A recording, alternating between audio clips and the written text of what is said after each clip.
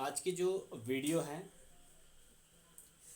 इस वीडियो में हम पढ़ेंगे कि जो आपके पास पोलिनोमियल्स हैं उसके जो ज़ीरोज़ और कॉफिशिएंट हैं उनके बीच में रिलेशन क्या है उसको समझेंगे।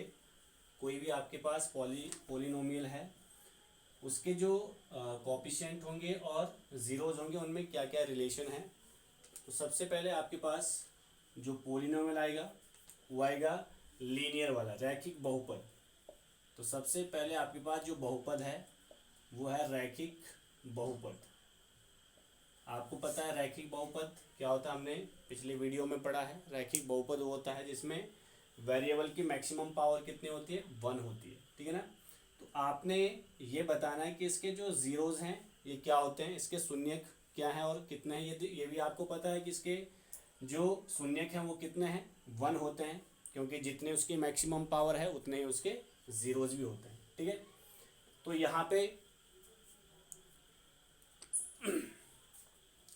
तो यहाँ पे पहले हम ये देखेंगे जो आपका लीनियर पोलिनोमियल है उसको लिखने का तरीका क्या है, यानी कि उसका स्टैंडर्ड फॉर्म, यानी कि उसका मानक रूप क्या है, उसको लिखते कैसे हैं। तो जो आपका रैखिक बहुपद है इसका जो मानक रूप है, इसको लिखने का जो तरीका वो है आपका ax+b। इसका जो मानक रूप है इसको हम लिखते कैसे हैं, ax+b, जहाँ पे a क्या है, a है आपके पास वेरिएबल जिसकी मैक्सिमम पावर कितनी है, 1 है, और a और b यहाँ पे क्या है, a और b यहाँ पे कांस्टेंट है, ठीक है ना। a और b यहाँ पे क्या है, कांस्टेंट है। आप ये कह सकते हैं कि यहाँ पे a does not equal to 0, यानी कि a की वैल्यू 0 नहीं होनी चाहिए। अगर a की वैल्यू 0 हो गई तो x भी 0 हो जाएगा, ठीक है। तो यहाँ पे ओनली क्या बचेगा आपके पास, b बचेगा। तो ये इसका स्टैंडर्ड फॉर्म है किसका, लीनियर इक्वेशन का। अगर आप इसके ज़ीरोज़ निकालें कि इसके ज़ीरोज़ क्या होंगे, इसके शून्य क्या होंगे, तो इसका जो शून्यक होगा, जैसे आप सॉल्व करेंगे इसको, अगर इसको 0 के इक्वल रखते हैं तो इसका जो शून्यक होगा, शून्यक, तो इसका शून्य क्या होगा, यहाँ से x की वैल्यू निकाल लो। x की वैल्यू यहाँ पे कितनी आ सकती है, अगर आप इसको 0 के इक्वल रखते हैं तो ax+b इज इक्वल टू 0। तो x की वैल्यू यहाँ पे क्या आएगी, -b/a। तो ये इसका शून्यक है। अगर आप x की वैल्यू निकालते हैं तो x की वैल्यू क्या कहलाएगा, इसका ज़ीरोज़ कहलाएगा। तो रैखिक जो बहुपद है यानी कि लीनियर पोलिनोमियल है, इसका जो शून्यक होता है वो क्या होता है, -b/a। इसके बाद नेक्स्ट है आपके पास दूसरा, आपके पास है द्विघात बहुपद यानी कि क्वाड्रेटिक द्विघात बहुपद, क्वाड्रेटिक पोलिनोमियल। इसको लिखने का तरीका क्या है, इसका मानक रूप क्या होगा, इसका जो स्टैंडर्ड फॉर्म है यानी कि मानक रूप, इसको हम लिखते कैसे हैं। तो इसको जो है इस प्रकार से लिखा जाता है, ax² + bx+c। ये इसको लिखने का तरीका है, ax² + bx+c। यहाँ पे ए बी सी क्या है, A B C real numbers हैं, या फिर आप ये कह सकते हैं कि ये कांस्टेंट है, और ये x क्या है, इसमें वेरिएबल है, और वेरिएबल की मैक्सिमम पावर कितनी है, 2। तो जिसकी मैक्सिमम पावर 2 होगी वो क्या होगा, आपका क्वाड्रेटिक पोलिनोमियल होगा। अब आपने इसके क्या निकालने, ज़ीरोज़ निकालने, शून्यक निकालने।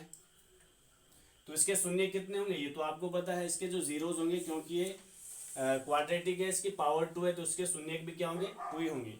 मान लो इसके जो ज़ीरोज़ हैं, एक अल्फ़ा है और एक बीटा है, क्योंकि हमको पता है इसके जो ज़ीरोज़ होंगे वो कितने होंगे, 2 होंगे। हमने मान लिया अल्फ़ा और बीटा। तो आपने इनमें रिलेशन निकालना है। रिलेशन किसमें, इसके जो ज़ीरोज़ हैं और इसके जो कॉफिशिएंट है, गुणांक है। तो कॉफिशिएंट क्या है इसके, जैसे x² का कॉफिशिएंट a है, x का कॉफिशिएंट b है, और c तो कांस्टेंट है, ठीक है।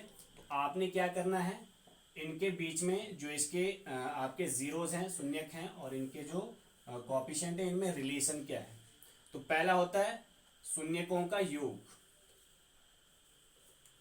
जो आपने इसके ज़ीरोज़ निकाले, शून्यकों का योग, ये किसके इक्वल होता है, शून्यकों का योग। शून्य क्या मान रखे हमने इसके, अल्फा और बीटा, तो आप इसको ऐसे बोल सकते हैं अल्फा प्लस बीटा।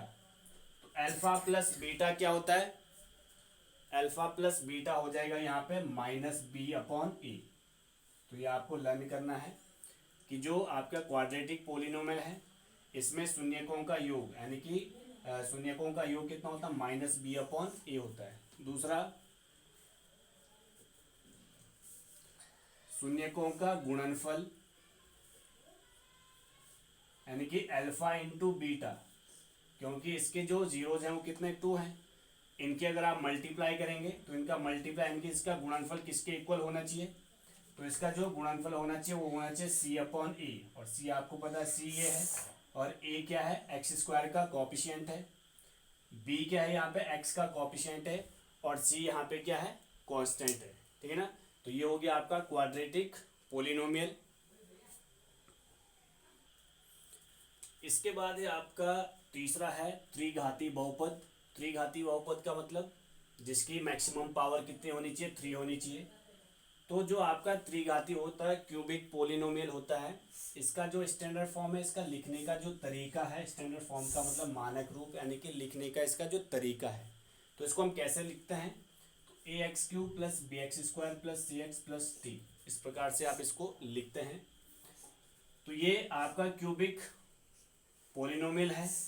तो इसके जो जीरोज हैं, इसके जो शून्यक हैं वो कितने होने चाहिए, ये भी 3 होने चाहिए, क्योंकि इसकी मैक्सिमम पावर 3 होती है। तो इसके जो जीरोज हैं एक भी कितने होने चाहिए, 3 होने चाहिए। अल्फा बीटा और गामा हमने यहाँ पे लिया है। अब हमने इनमें रिलेशन देखना है, यानी कि हमारा जो टॉपिक है relation between zeros and coefficient. ठीक है ना। तो आपने इसके जो शून्यक और गुणांकों के बीच में रिलेशन देखना है। ठीक है।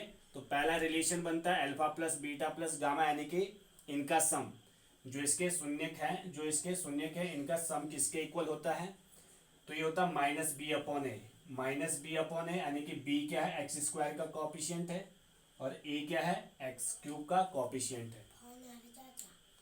सेकंड, इसमें